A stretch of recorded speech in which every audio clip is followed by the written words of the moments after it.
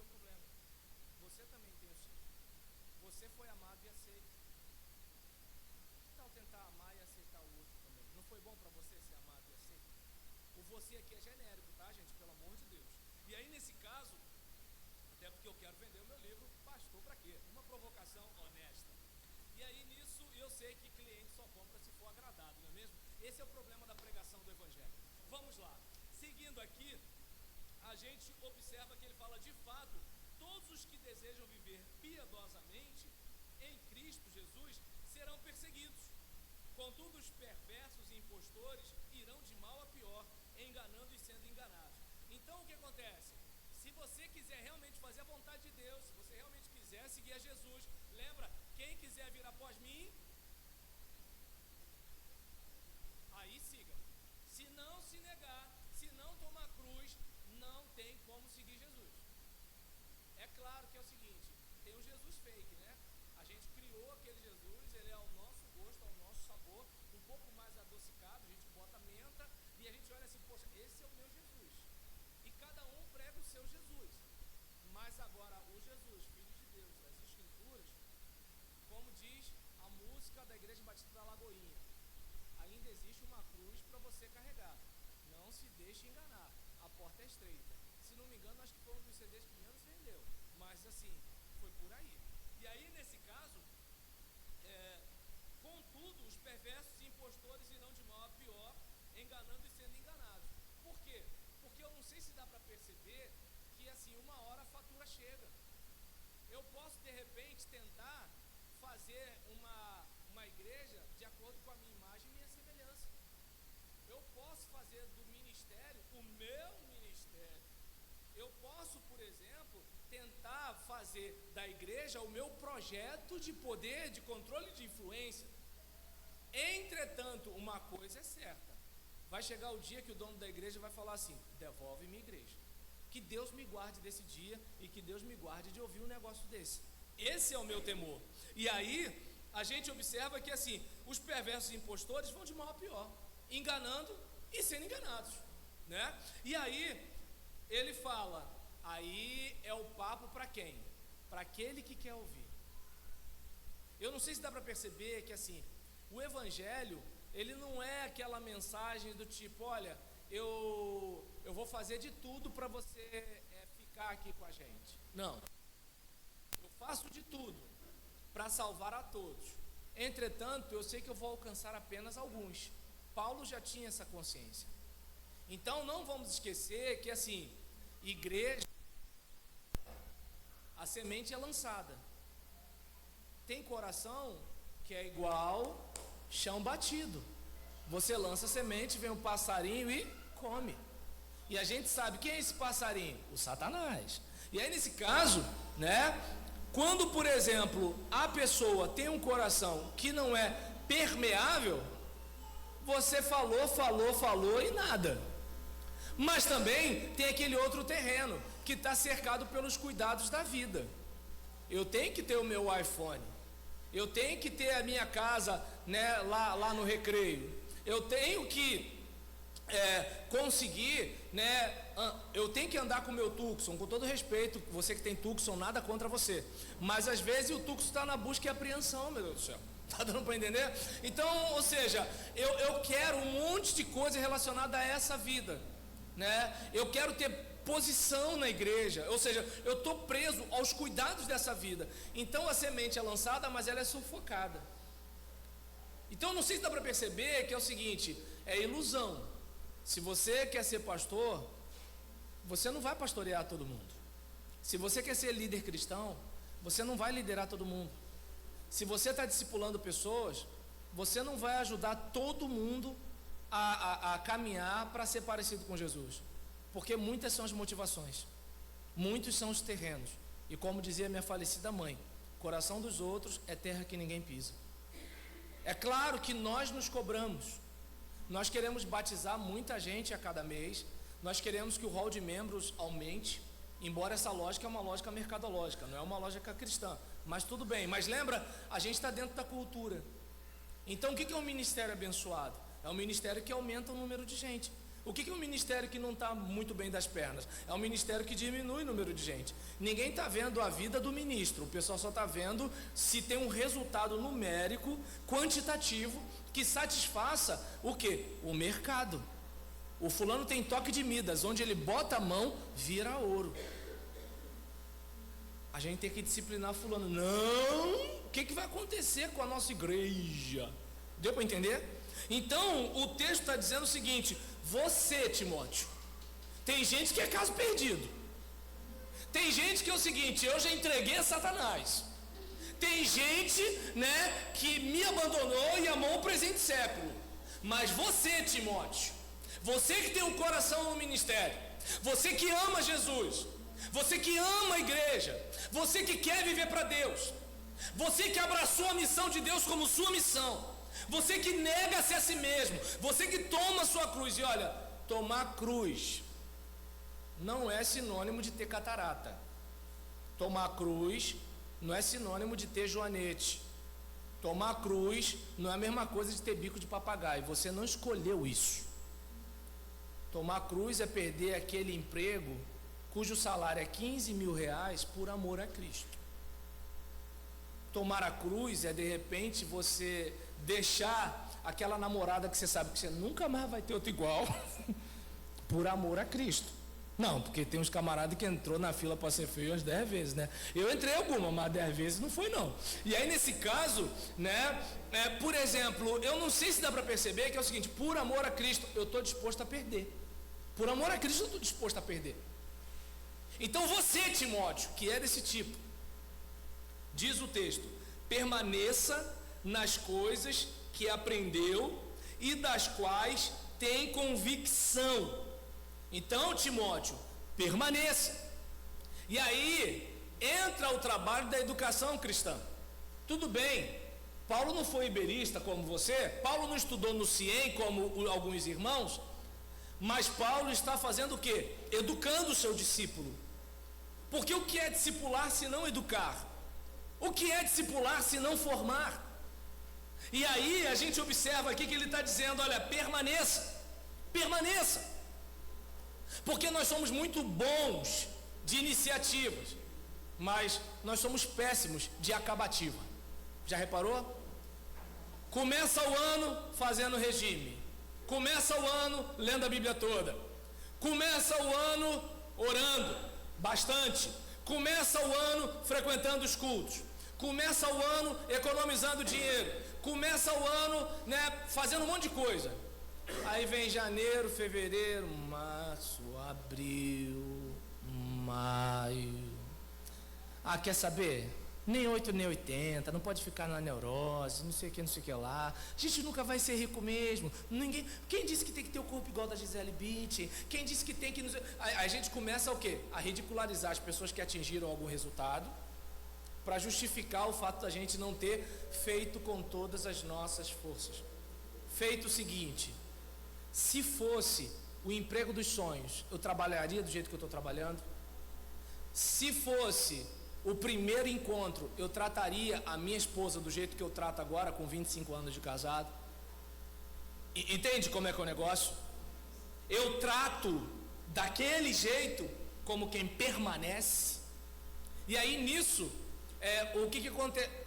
Ih, deu ruim, gente? Ah não? Ah, graças a Deus. E aí nesse caso, perdão, gente, eu filmo porque eu tenho meu canal Roberlan Julião, Palavra Simples, tá bom? Se você puder acessar, eu preciso de 1000 inscritos para começar a monetizar, né? Porque monetizar significa eu conseguir alguma coisa, né? Uma das dicas eu já faço: não xingar palavrão, né? Para monetizar. E a outra, eu preciso ter pelo menos 1000 inscritos.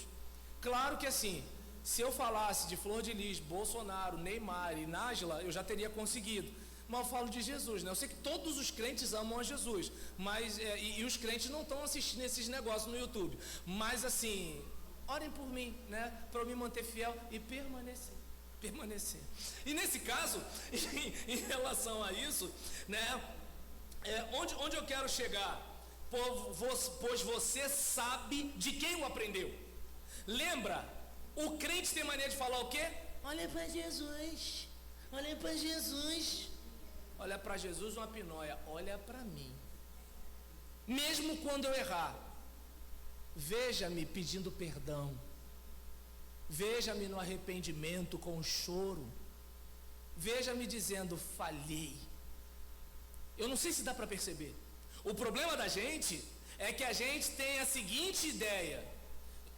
Lembra do que eu falei aqui no início? Igreja é hospital, ninguém é perfeito. A gente sabe disso. Mas uma coisa é você ser pecador, outra coisa é você ser um pecadeiro, é outra situação. Tem gente que não é falho, tem gente que é descarado, é outra situação, né? E aí, o que acontece? É importante a gente se policiar nisso, não policiar o outro. Porque se você é descarado é problema seu. Agora eu ser descarado é problema meu. Então eu preciso me policiar, eu preciso tomar conta da minha vida. Para quê? Para eu estar sempre verificando até que ponto eu estou refletindo os ensinos do Senhor Jesus. E olhe para mim enquanto eu estou fazendo isso. Ou você acha que às vezes quando eu olho para o meu Instagram, para o meu Facebook, para o meu YouTube e o resto que tem lá, eu fico pensando assim, meu Deus do céu, se eu fizer uma besteira, como é que vai ser? Mas aí eu penso, besteira não é opção. Então eu continuo me expondo e me esforçando e tentando viver no privado como se eu estivesse em público. E é interessante isso, porque enquanto o camarada se esconde atrás de um perfil fake para falar um monte de besteira para os outros, eu preciso me policiar, porque o meu está a minha foto, a minha cara, o meu nome. Já viu aquela pessoa que na ausência de alguém fala de um jeito, na presença fala de outro? Né? Então, por exemplo, aqui não é o caso, mas em algumas igrejas por aí, a primeira Batista de Nárnia, ela tem uma reunião de liderança, né, que quando determinado líder não está presente, é um tipo de comentário sobre ele. Quando aquele líder está presente, o pessoal muda o tom. E aí você olha e fala assim, se a gente tem problema mental, o que houve?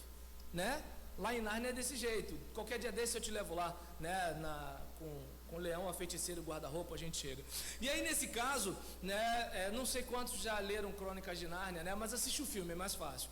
Então, diante desse caso, a gente, por exemplo, observa aqui, né, que ele está dizendo, porque desde criança você conhece as sagradas letras, que são capazes de torná-lo sábio para a salvação mediante a fé em Cristo Jesus. Então, salvação através da fé.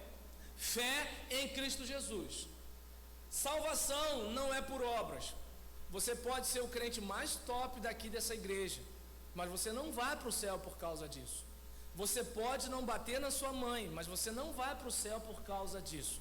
Você pode não chutar o seu cachorro, mas você não vai para o céu por causa disso. E o que eu ganho com isso? 2 palavras, parabéns. Mas agora, em relação à questão da salvação, está relacionado a quê?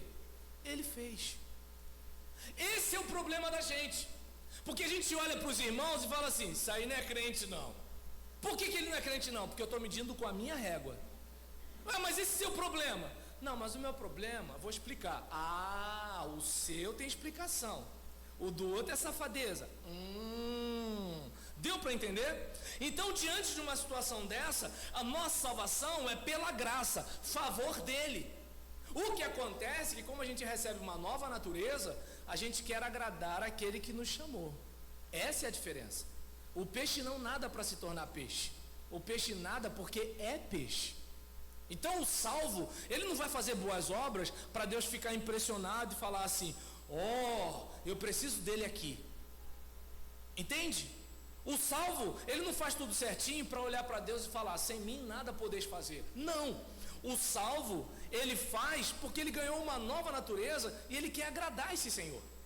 E aí, né, o que acontece? A gente, por exemplo, vai observar que Paulo diz, o texto, que podem ficar tranquilos, tá bom? Não vou me estender nele, irmã Cida. Em relação aqui a recomendação paulina.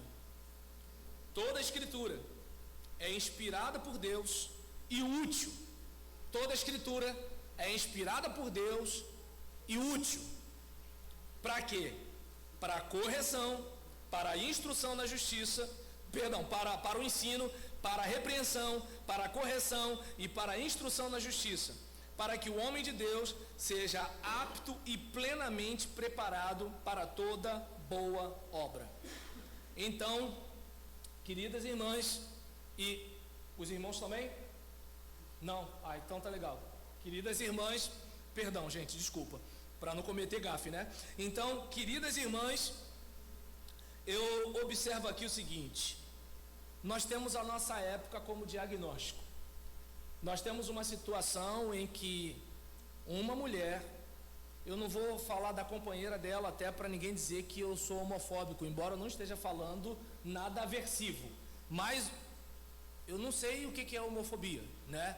E aí nesse caso, na minha época de português e literatura, a gente entendia que tinha a ver com aversão, ou seja, você tratou mal, né? Você, como a irmã está falando medo ali, né? Obrigado pela cola, aquela ideia de assim, eu tenho pavor, uma coisa mais ou menos assim, e não necessariamente de você discordar.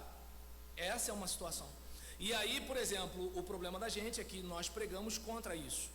Quem não prega contra isso pertence a uma área hermenêutica e teológica chamada hermenêutica queer, ou teologia queer, que academicamente eu respeito, embora eu discordo. Só isso. Mas, como não há uma definição, pelo menos clara para mim, por enquanto, eu tenho dificuldade com isso. Eu não vou dizer, você é isso, você é aquilo outro. Mas, por exemplo, a igreja que eu pastoreei, assim que eu cheguei, eu falava para os casais héteros: quer beliscar? Tem que casar. É muito mole, né? Teu pai, para dar uns amassos na tua mãe, morre num dinheiro, e você vai dar uns amassos na filha do bigode ali sem gastar nada. Malandro você, hein? Deu para entender? Então, eu não falo necessariamente por ter bronca de um casal hétero. Não é isso. É porque a igreja ela prega contra a prática homossexual, prega contra a fofoca, prega contra a mentira, prega um monte de coisa. É claro, eu não posso negar que é mais fácil você desligar alguém por prática homossexual do que por fofoca, né? Quantas pessoas você conhece que foi disciplinada por rebelião? Eu não conheço, né? Geralmente o problema na igreja é sexo e cachaça. Nem vinho porque vinho está na Bíblia. E aí nesse caso, né? Estão rindo? Então é Natal, né? E aí nesse caso, voltando aqui para as educadoras, desculpa, o meu nome é digressão. Eu estou sempre abrindo parênteses e abrindo outro parênteses. Mas eu tenho problema, irmãos, né? Mas eu vou na volta, o meu Espírito Santo particular vai me dar algumas orientações. E aí nisso, aqui, mas já estou fechando, irmã Cida. Em relação a isso aqui, a gente observa o seguinte, né? De que toda a escritura, ela é útil e inspirada, né? E a gente observa que nesse mundo doente, voltando a falar sobre aquela mulher que, com sua companheira, mutilam uma criança. Gente, mutilar um animal já é uma coisa, assim, hedionda.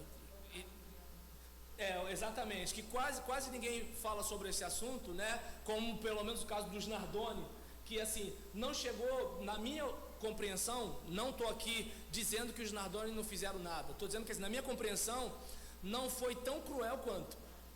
Porque eu fico pensando o seguinte: você quando tem um corte debaixo da sua roupa, só o fato de suar, como é que fica a cicatrização? Imagina você ser mutilado nos seus órgãos genitais, debaixo de uma roupa. Como é que deve ser isso durante meses?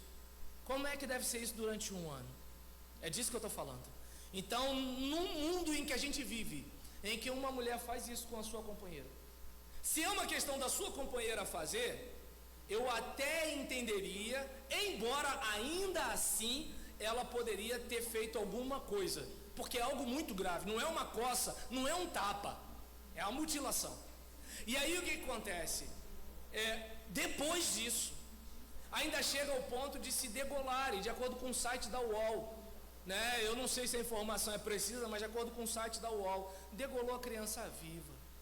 E aí você olha, por exemplo, numa situação dessa, peço perdão, ainda bem que o pastor Antônio não está vendo aqui, tomara que ele não assista o vídeo depois, mas eu não esqueço de uma frase, né, de Renato Russo, quando ele fala: nos deram um espelho e vimos um mundo doente, porque eu cresci aprendendo que existia o tal do amor de mãe, e quando eu vejo uma matéria dessa, eu vejo que assim, o amor de mãe depende da mãe.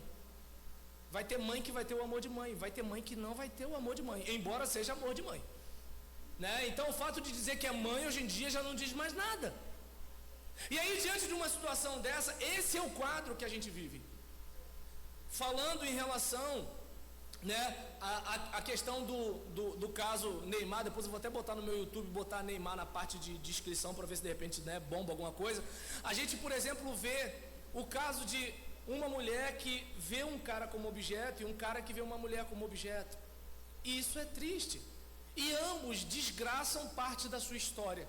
Como é que vai ser a vida desse garotinho, filho dela, indo para a escola? Porque, não vou discutir aqui machismo ou feminismo, mas vamos e venhamos. O cara que sai com todo mundo, ele não é rotulado igual a mulher que sai com todo mundo. Então, observa bem, como é que fica aquele menino numa época que todas as crianças têm acesso à internet e vendo fotos íntimas da sua mãe, mas ela não pensou nisso. Aí vamos pensar, digamos também, uma situação como esse jovem, que se eu não me engano, acho que ele tem origem cristã. E aí você olha uma situação dessa em que assim, meu Deus, podia ter uma família, podia ter uma vida equilibrada. Eu não estou dizendo que tinha que namorar certinho, igual crente na igreja, até porque crente na igreja também não namora muito certinho hoje em dia, né? Mas é outro assunto. E aí nesse caso, né? Então ainda mais que eu estou sem ministério, se uma igreja souber que eu sou contra a fornicação, tá errado, né? Nem me contratar. E aí nesse caso, embora fornicação ninguém mais usa mais essa palavra, né? O pessoal sabe o que é, mas não sabe o que é o nome.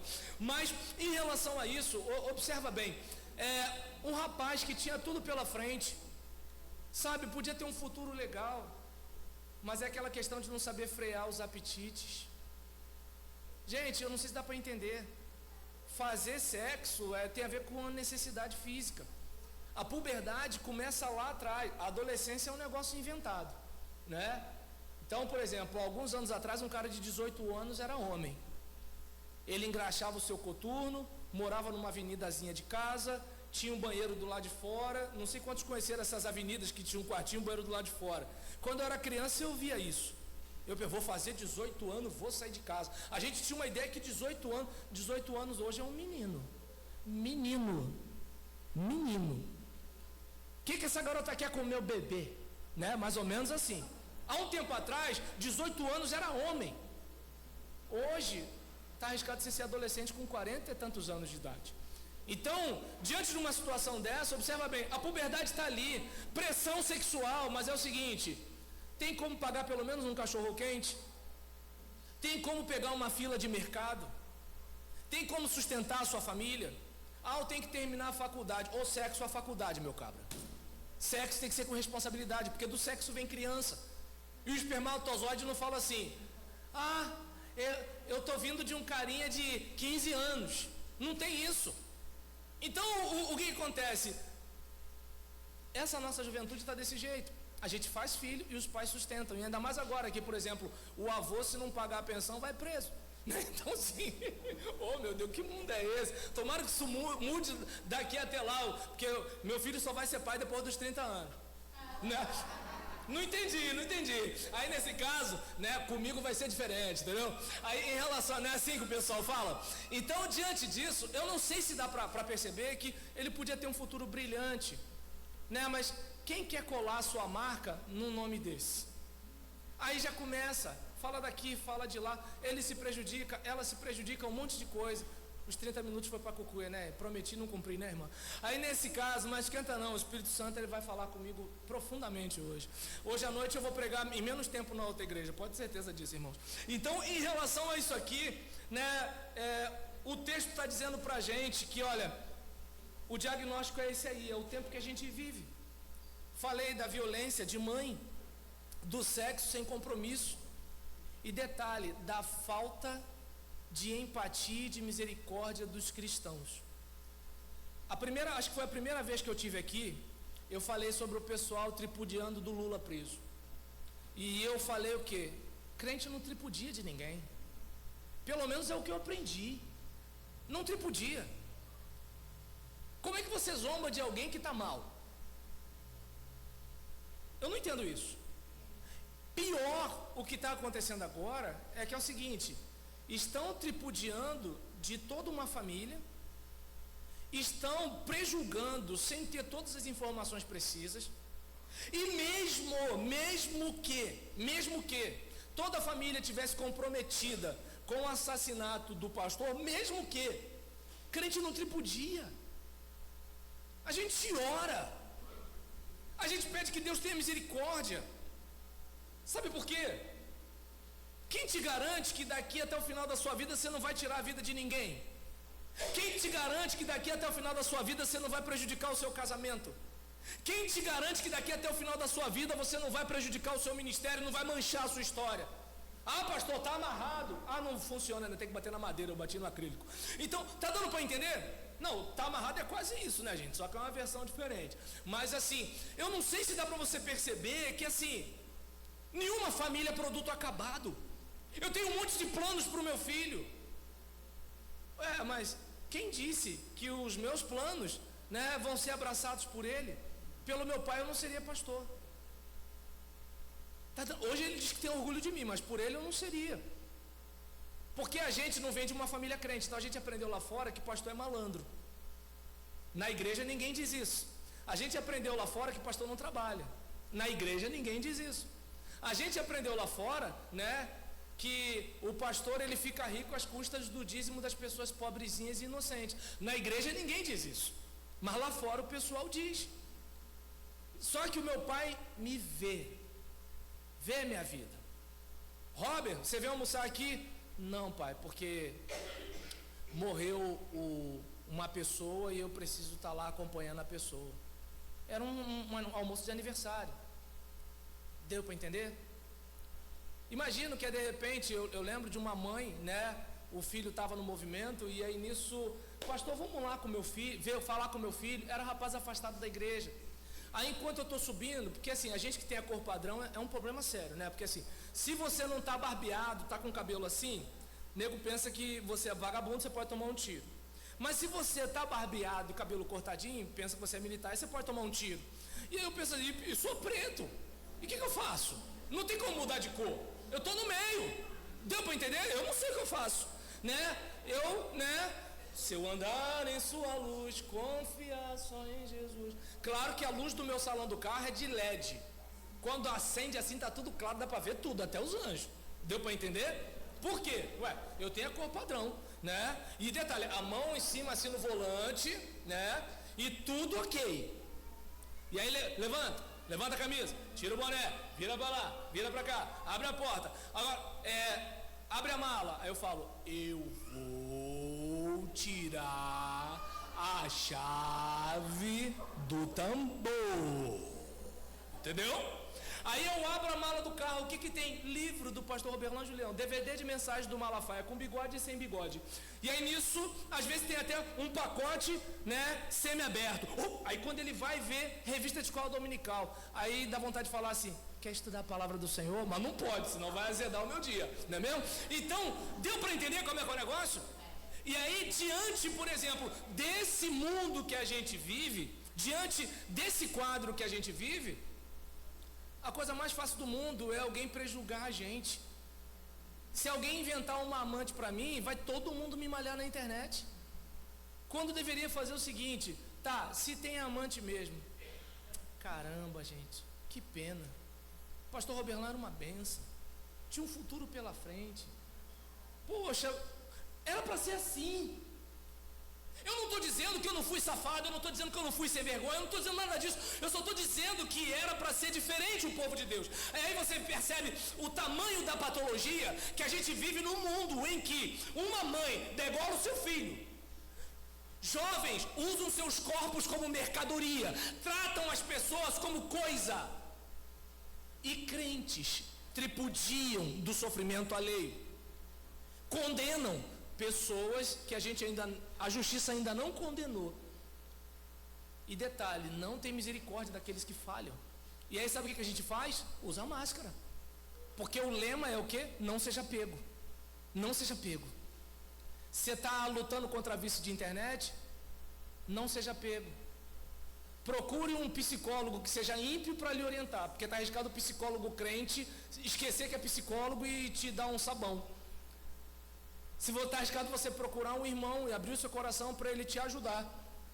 E na primeira reunião de obreiro, que ele for promovido pelo pastor por um negócio, que você for promovido e ele não, ele vai dizer, mas ele não pode, porque ele assiste porno. Deu para entender?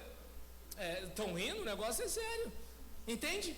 Se de repente você, viciado em internet, está liberado, viciado em WhatsApp está liberado, porque eu só uso socialmente, não é isso que o pessoal fala? Mas agora, deu para entender? Se você tem uma casa de praia com uma adega, está liberado. Agora, se você precisou ir na barraca, pegar um copinho assim, alguém viu, já era. Porque o da casa de praia ninguém vai dedurar, mas o da barraca tá ferrado mesmo. A gente dedura e entrega o cara.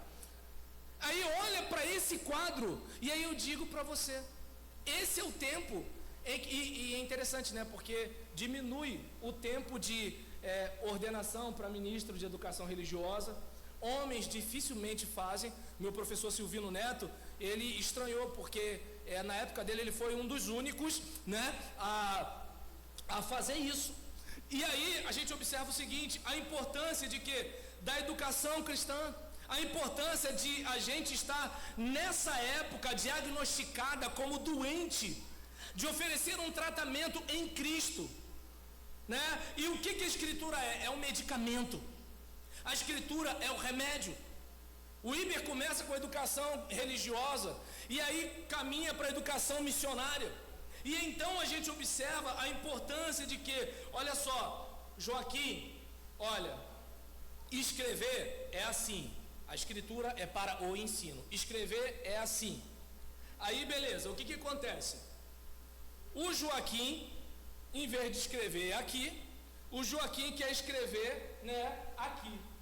Aí vem a repreensão. Joaquim, não escreve no púlpito, escreve no papel. Entendeu? O ensino, escreve no papel. A repreensão, não escreve no púlpito. E aí nisso, repreensão, correção, escreve no papel. Ou seja, vamos voltar para a rota. E a instrução, vou te mostrar como é que se faz. Deu para perceber? Então, olha como é que o trabalho é penoso. Tem que ensinar. Olha, é desse jeito. Mas todo mundo que é ignorante tem a ilusão de que sabe tudo. Já percebeu? Pode reparar que as pessoas que mais discutem com você, são as que menos estão inteiradas do assunto. Pode ter certeza disso. Observa bem. É aquela pessoa que está num campo minado achando que está num jardim. E aí nesse caso, azar de vocês. Aí nesse caso é desse jeito. Não sei porquê, só porque eu sinto no meu coração. Deus falou comigo, tá entendendo? O Deus que fala que é para a gente respeitar a liderança, né? Deus falou comigo que é para não atender fulano de tal, que é para fazer isso aqui. E aí nesse caso, o que você faz? Repreensão. Fulano, não. Como a gente fala em casa com outro, com um sindicalista ali. Não pode. Tira a mão daí. O fogão tá frio, tira a mão daí, porque um dia vai estar quente. Então ele tem que aprender com o fogão frio que não pode. Então você ensina, mas você repreende. E aí você faz o quê? Você volta, corrige, é desse jeito. E você instrui. Então eu não sei se dá para perceber que assim, o diagnóstico é esse tempo que a gente está vivendo. A educação cristã é o tratamento. A escritura é o medicamento. E nós somos os pacientes. Pensou que eu ia falar que alguém aqui é o médico, né? O médico é Jesus. Todo mundo aqui precisa ser tratado. Eu estou aqui, mas estou afetado por tantas coisas. Tenho o meu sistema de crença, a minha formação, a educação que eu tive, a família de onde eu vim, a influência de igrejas batistas por onde passei, a experiência com o seminário. Tem tanta coisa que fez de mim quem eu sou. E aí eu estou cheio de tanta coisa, tantos valores, músicas que ouço, filmes que vejo, tanta coisa. Eu preciso ser tratado a cada dia. Só que qual é o problema? Você também. O irmão que está do seu lado também. Seu pastor também. O novo convertido também. E aí a parte complicada é que quando a gente não assume isso, a gente tem dificuldade de falar para as outras pessoas do poder transformador do Evangelho. Porque uma das coisas que o Evangelho deveria fazer com os crentes deveria ser deixá-los humildes. E já viu como às vezes a gente se aproxima de algumas pessoas para falar de Jesus para elas? Tudo bem, ele bebe cachaça e você não. Mas quem disse que o seu pecado não cheira mal às narinas de Deus? Entende? Então, que eu e você possamos valorizar mais a educação cristã, não como algo institucionalizado, mas como algo operacional e efetivo para o avanço da igreja através de crentes que amadurecem.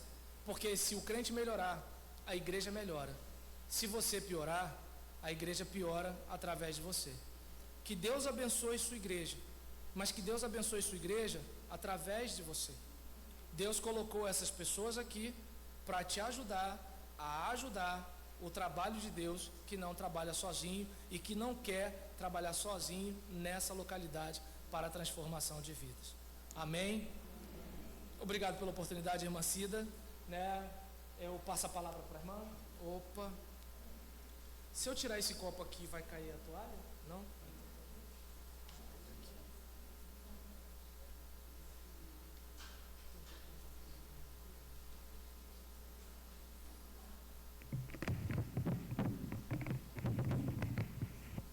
Agradecemos a Deus, né, pela essa mensagem poderosa para as nossas vidas. Agora é o momento de programas especiais, Cida.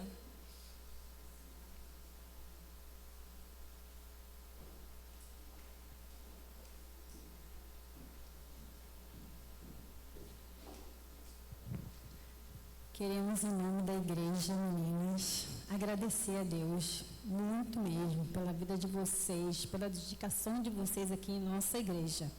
Que Deus continue grandemente derramando as bênçãos poderosas dele sobre vocês, tá? Que vocês continuem poderosamente trabalhando para ele, que a gente precisa trabalhar, né? Se ele escolheu vocês, vocês foram lá, estudaram, é porque ele viu que vocês precisavam estar se empenhando mais na palavra para que aqui estivessem trabalhando para ele. Tá bom? Recebam aqui o nosso presente da igreja, em agradecimento. Deus abençoe grandemente. Esse é o meu. Eu ia querer me dar.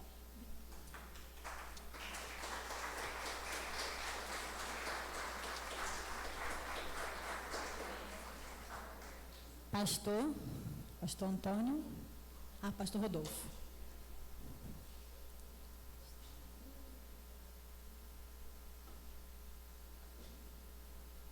Obrigada, Lilian, tá? Pastor Roberlan, sua família.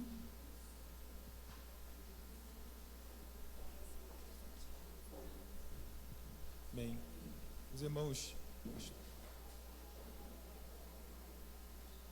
queremos agradecer a presença do pastor Roberlan, que aqui já estudei aquela revista de Gálatas, né? E hoje, tendo o prazer de conhecer o irmão, Deus continue abençoando o seu ministério. A gente já fez em alguns encontros o estudo dela, mas eu e Camila, minha noiva, né? Como devocionais particulares, e muito nos abençoou. Eu até estava falando com ela, ele foi quem escreveu aquelas lições. Então, que realmente o Senhor seja louvado pela sua vida, pelo seu ministério, meu irmão.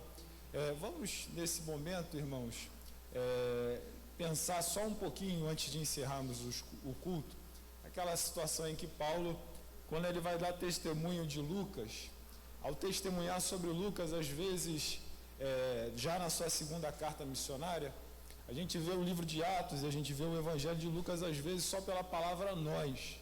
A gente não vê Lucas aparecendo em algumas situações que a gente dá primazia a Paulo.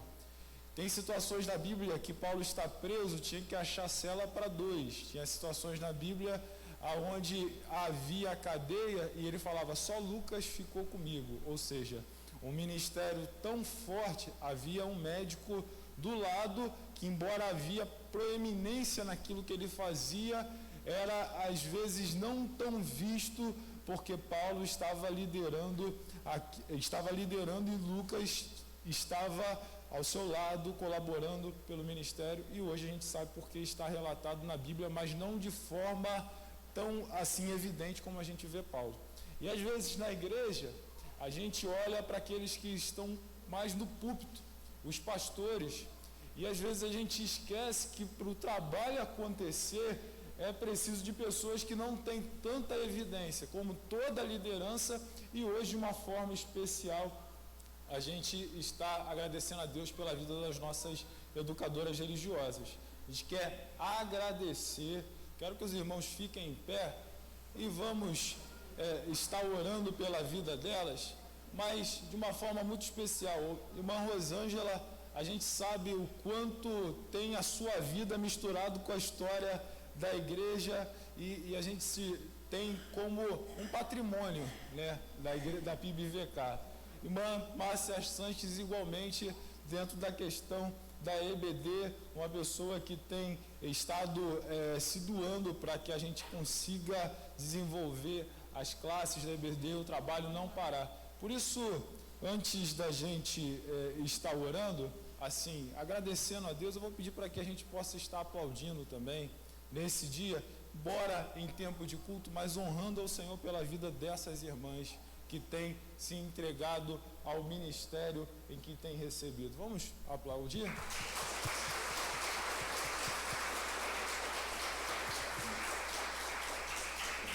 Fechar os nossos olhos nesse momento. Pai, nós queremos te agradecer, te louvar, te bendizer, ó Deus, porque sabemos, Senhor, que para que a tua obra avance, ó Deus, nós precisamos ser fiéis ao nosso chamado, Senhor.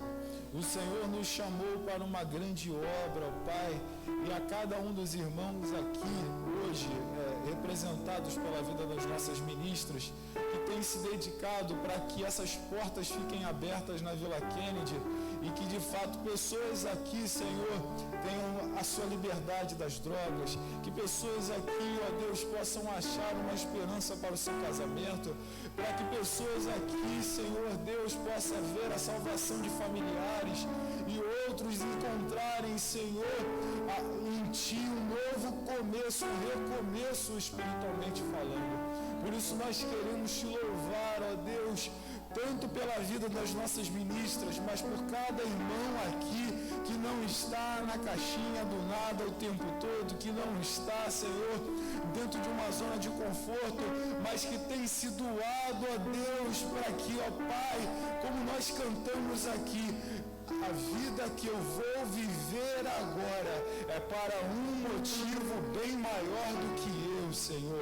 Que seja essa a nossa canção, viver também para abençoar a vida do outro, para ser luz, para fazer a diferença, ó Pai, para poder ajudar muitos que precisam, Senhor. Deus, completa a Tua obra na nossa vida, nos dá uma tarde de bênção, nos traz, Senhor, debaixo da Tua boa proteção à noite e que nessa hora o amor de Deus, o nosso Pai, a graça do nosso Senhor e Salvador Jesus Cristo, as consolações do Espírito Santo de Deus, esteja com a tua vida, com a tua casa e com a tua família e com as nossas educadoras de uma maneira honrosa e especial, em nome de Jesus. Amém e amém. Deus nos abençoe.